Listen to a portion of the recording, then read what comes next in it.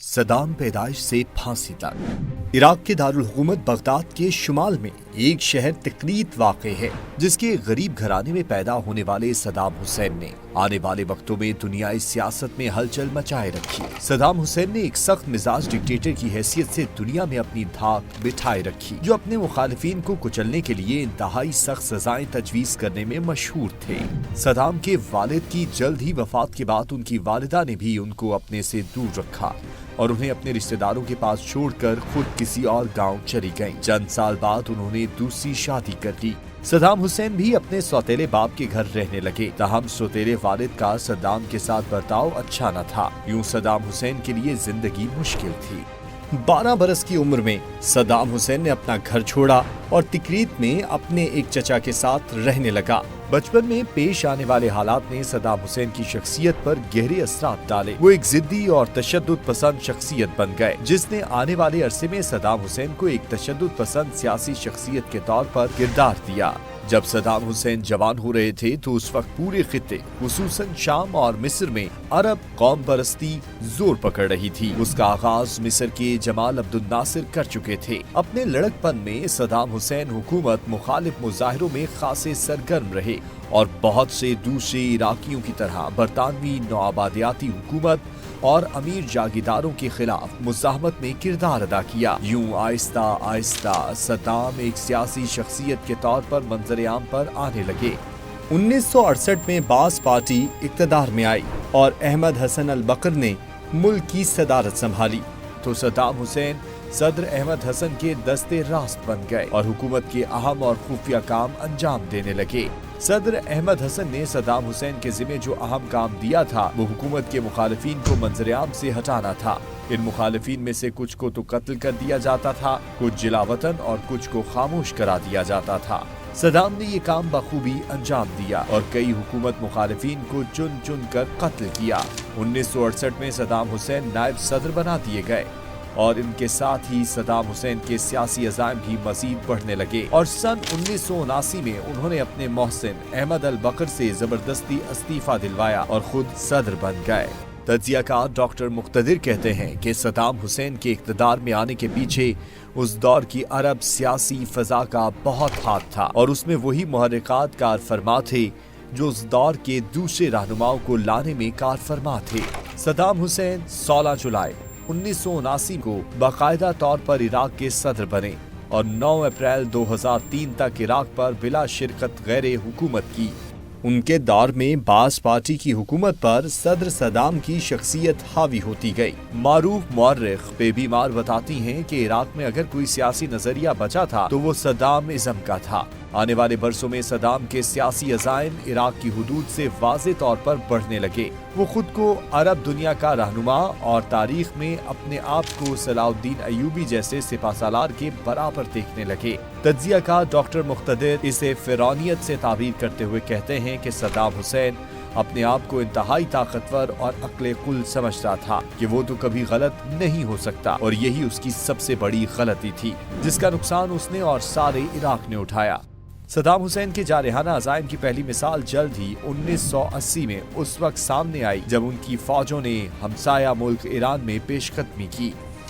Iran में 1979 में इमाम खुमैनी की क़यादत में इस्लामी इनकलाब बर्पा हुआ तो दुनिया भर में एक बेचैनी फैल गई। मालदार हमसाया अरब ममालिक भी खौफज़दा हो गए कि अगर इन ममालिक की आवाम भी उठ खड़ी हो गई तो उनका क्या बनेगा। यूं अमरीका, यूरोप समेत अरब ममालिक ने भी सदाम हुसैन को खूब उकसाया, जो 8 साला जंग का बाइस बना।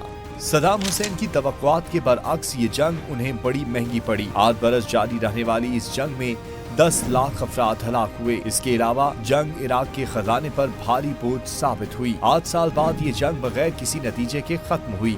जंग के बाइस माली तौर पर कमजोर तरीन पोजीशन में आने के बाद सदाम हुसैन ने हमसाया ममालिक से इक्तसादी मदद मांगी। उन्होंने कुवैत पर इराकी तेल चोरी करने का इल्जाम आयद किया और मतलूबा मुआवजा न मिलने पर अगस्त 1990 में इराकी फौज को कुवैत में उतार दिया।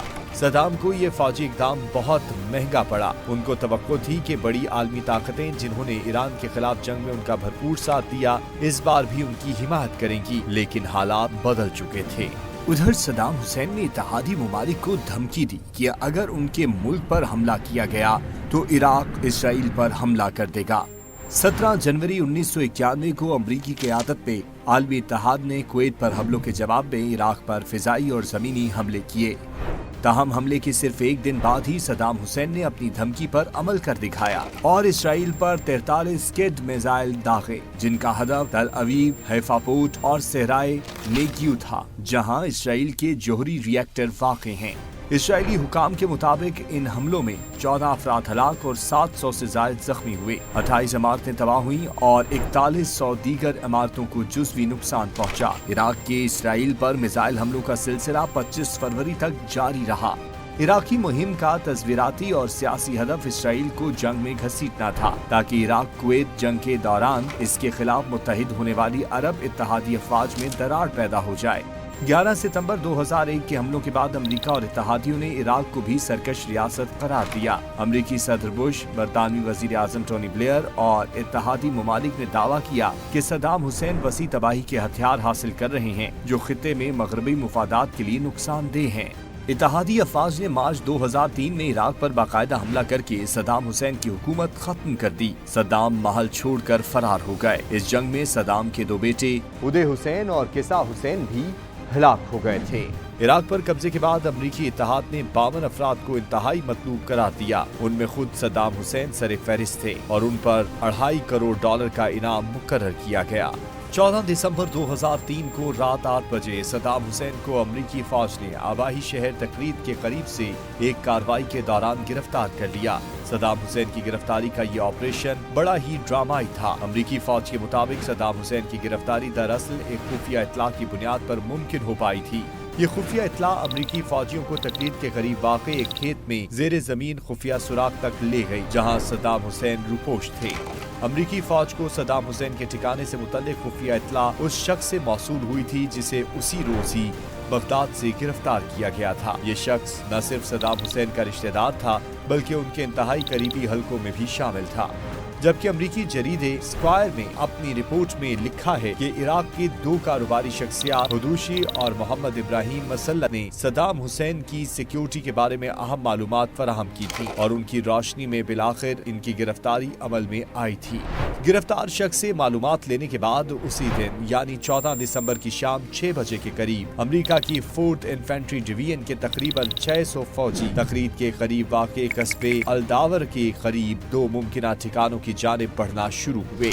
ये सदाम हुसैन को जिंदा पकड़ने या मारने का मिशन था, जिसके लिए बनने वाली फौजियों के 2 टीमों को विलोराइन 1 और विलोराइन 2 का कोड नाम दिया गया। दोनों टीमों ने बताए गए दोनों खुफिया मकामात पर रात 8 बजे बैक वक्त छापे मारे, मगर इन दोनों मकामात से उन्हें सदाम हुसैन न मिल सके। BBC की एक रिपोर्ट के मुताबिक दोनों मकामात पर मुकम्मल नाकामी के बाद अमरीकी फौज के दोनों टीमों ने इस पूरे इलाके को मुकम्मल तौर पर सील कर दिया और एक वसी इलाके में तलाशी का काम शुरू कर दिया गया। इस दौरान उन्हें एक 4 दीवारी के अंदर एक छोटा सा फार्म नजर आया, जिसमें एक धात का ढांचा मौजूद था, जबकि एक मिट्टी की झोपड़ी भी मौजूद थी। अमरीकी फौज इस कंपाउंड में दाखिल हुई और तलाशी लेने पर वो सुराख दरियाफ्त हुआ, जिसको बाद में अमरीकी फौज ने स्पाइडर होल का नाम दिया। अमरीकी और बरतानवी मीडिया के मुताबिक सुराख यानी स्पाइडर होल के दहाने को ईंटों और गंदगी फैलाकर छुपाने की कोशिश की गई थी। इसके दहाने पर एक गंदा कालीन भी मौजूद था, ताकि लोगों की तवज्जो इस जानिब न जाए। कार्रवाई में शरीक अमरीकी फौजी हुकाम के मुताबिक ज़ेरे ज़मीन चैम्बर 6 से 8 फुट गहरा था, जिसमें एक शख्स के लेटने के लिए काफी जगह थी। इसमें हवा के गुजरने के लिए रास्ता भी बनाया गया था। होल में एक एग्जॉस्ट फैन भी नस्ब था। तकरीद का ये ज़ेरे ज़मीन सुराख दरियाए दजला के बहुत करीब था और यहाँ से सद्दाम के महल्लात में से चंद महल भी नजर आते थे। पेचीदा ऑपरेशन में शामिल टीम के सरबराह कर्नल हुकी के मुताबिक फौजियों ने सुराख में झांका तो उन्हें अंदर से एक परछाई नजर आई। इसके बाद सुराख से 2 हाथ नमूदार हुए। उनके बकौल अंदर मौजूद शख्स वाज़े तौर पर हथियार डालना चाहता था। अब रात के 10 बज चुके थे और इस पेचीदा ऑपरेशन को 2 घंटे पूरे हो चुके थे। रात 10:36 पर सदाम हुसैन को सुराख से बाहर निकाला गया।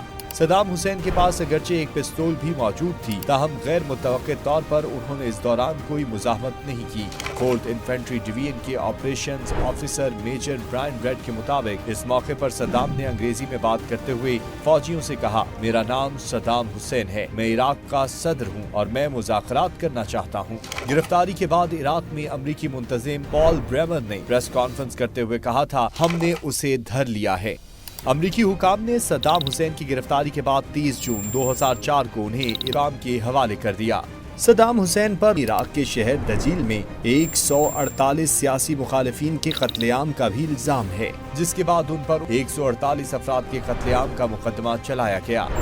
3 नवंबर 2006 को इराकी अदालत ने सदाम हुसैन को फांसी की सजा सुनाई और 30 दिसंबर 2006 की सुबह सदाम हुसैन को फांसी पर लटकाया गया। फांसी देने के बाद इराक के इस साबिक डिक्टेटर को आबाई शहर तकरीत के करीब आबाई गांव अल अजवा में दफन कर दिया गया।